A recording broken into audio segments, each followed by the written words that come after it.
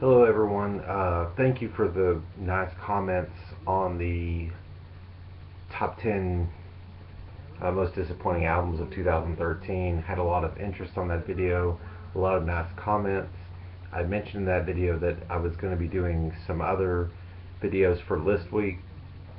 One of those being the top 10 honorable mentions of 2013, or top 10 runner-ups to the actual top 10 list. These are 10 albums that I thought were really, really good. There's not a lot to complain about, but for whatever reason, they just didn't make it onto the actual top 10 list for me. It's not really that there's anything wrong with these albums. It's just that I like 10 albums better, but I consider all these to be really, really superb albums worth mentioning. Um, so we'll get right to it. Top 10 honorable mentions of 2013. Up first, Queens of the Stone Age, Like Clockwork, on Matador Records. In my opinion, this is the best Queens of the Stone Age album, and period. I really, really like this album. I liked it so much better than I thought I would. Um, I'm fairly familiar with the band's work going back to Rated R. I really liked Rated R, really liked Songs for the Deaf. Then they sort of went to an area that I wasn't really fond of, but I really wasn't expecting a whole lot with this, and it really just blew me away from the first single on My God Is the Sun. Just a really awesome rocking album. If I Had a Tell, another standout for me. Really can't complain much about this album. It's a solid, solid 8 or 9 for me. Really, really good. Surprisingly, was not expecting a whole lot from them for whatever reason, and again, not a lot to complain about with that one. So that's the first one. Next, King Krul. This is 6 Feet Beneath the Moon, on dedicated to, no, it's actually on True Panther Records. King Krul is a young British singer-songwriter in the vein of Billy Bragg.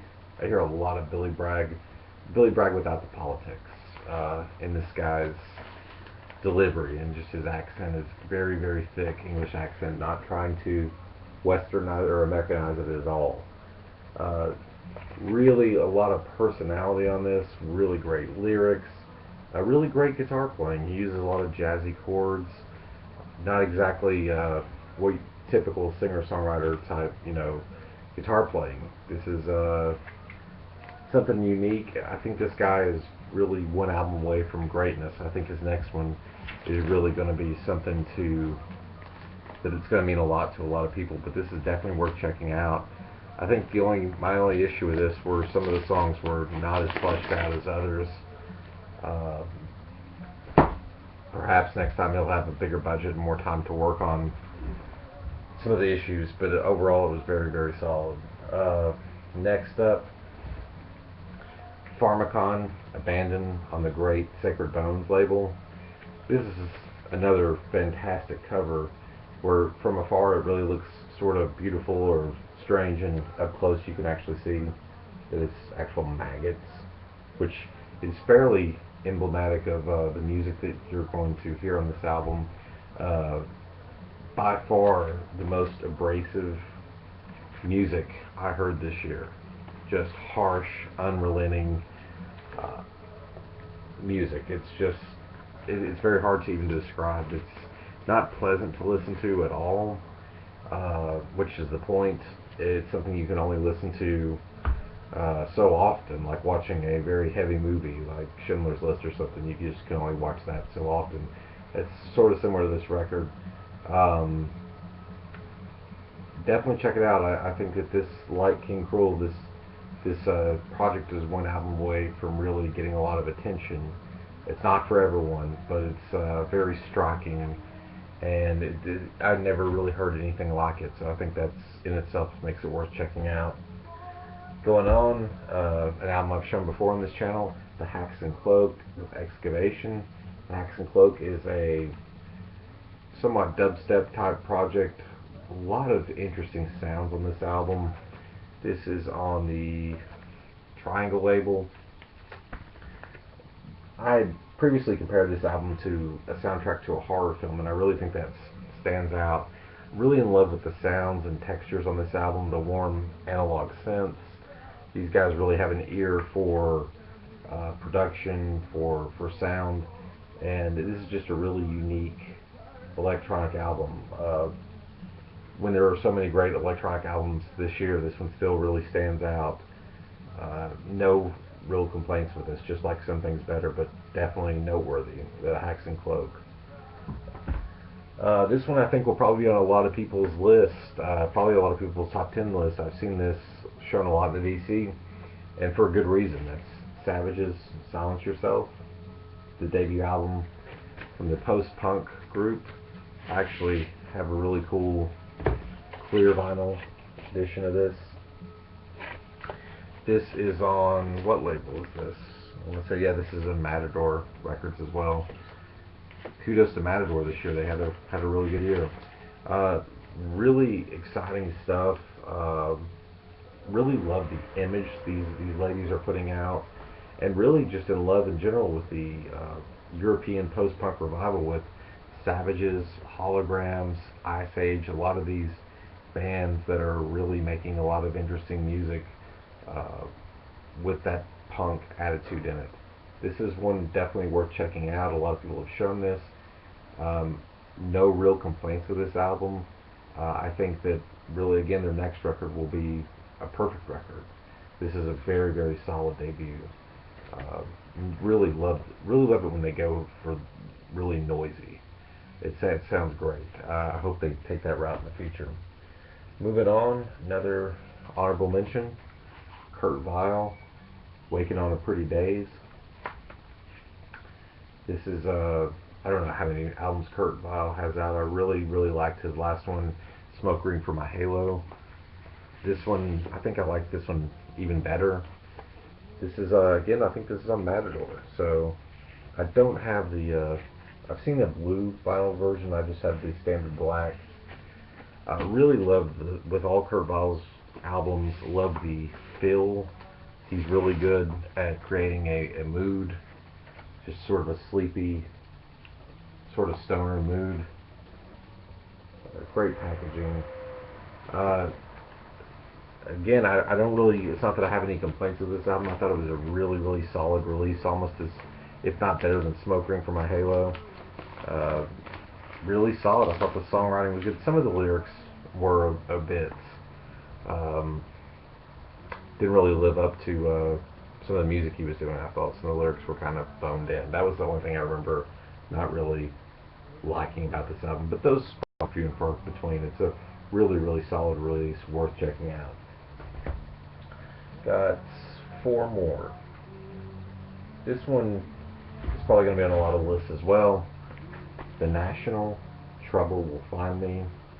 This is their fifth or sixth LP. A great candidate for cover of the year. What a striking cover there. This is on 4AD.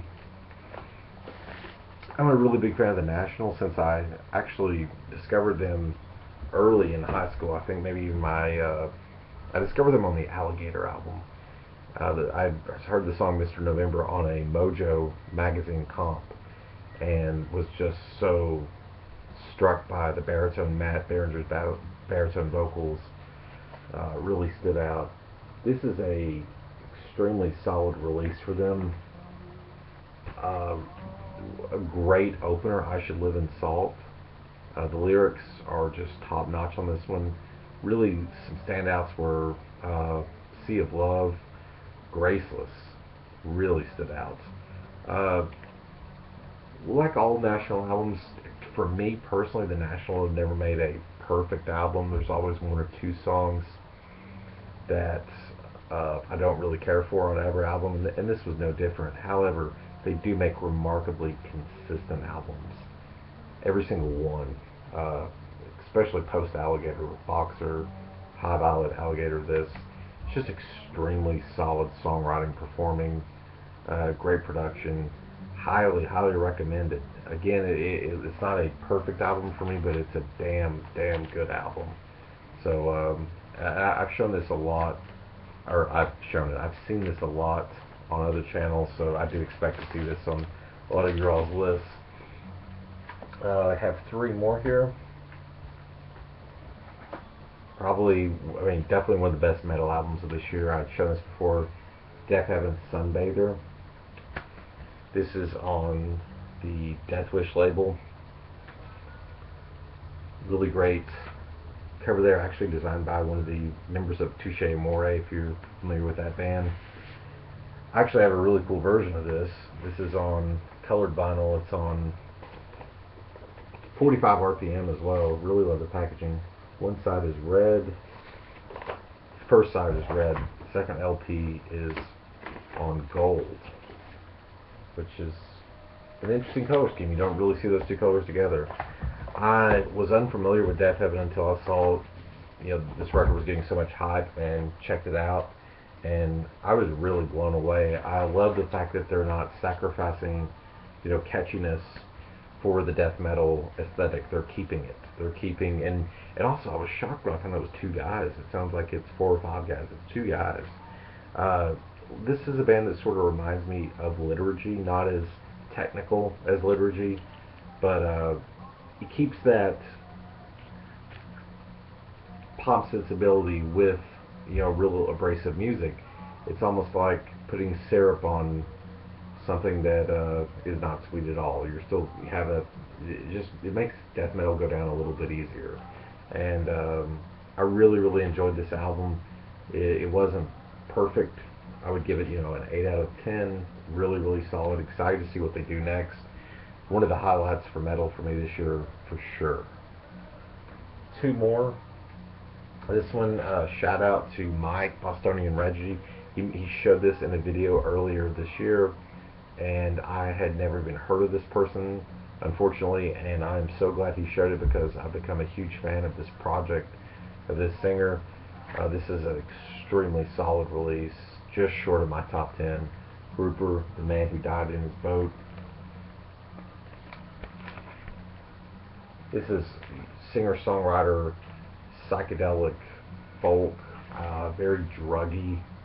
This is on the Cranky label. This is a standard black version. I've since gotten into almost all of her other music, and it's very trippy. It's very unique. You can almost immediately tell you're listening to a Grouper song. I found out. I really like the last song on this, where she steps out of some of the atmosphere. It's more of a straightforward song. I'd really like to see her pursue that in the future. As great as she does her sound, and she definitely does it great, it would be cool to see her step out a little bit. But another extremely solid release from this project. Really excited to see what she does next. And last, just short of the top 10, a release that's gotten so much praise this year. It's one of the juggernaut releases of this year. Should be no surprise, but it didn't quite make it on my top 10, but I did freaking love this album. Daft Punk, Random Access Memories. This is on Columbia. What an awesome, probably, gatefold of the year for sure. So cool. I love everything about this album. I love the production, the vintage production. I love the collaborations. I think Daft Punk stepped everyone's game up. Everyone really brought it. It seemed like everyone was really excited to work with them and really brought their A game.